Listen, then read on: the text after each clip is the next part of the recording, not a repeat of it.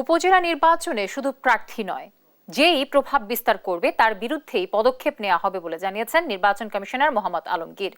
দুপুরে উপজেলা পরিষদ নির্বাচন 2024 উপলক্ষে নরসিংদী জেলার নির্বাচন সংশ্লিষ্ট কর্মকর্তা ও আইনশৃঙ্খলা বাহিনীর কর্মকর্তাদের সাথে মতবিনিময় সভা শেষে সাংবাদিকদের প্রশ্নের জবাবে একথা জানান তিনি।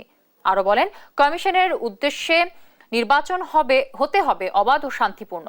আশা করেন জাতীয় নির্বাচনের চেয়ে আরো ভালো নির্বাচন হবে উপজেলায়।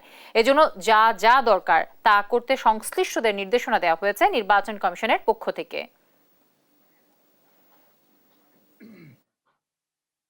স্থানীয়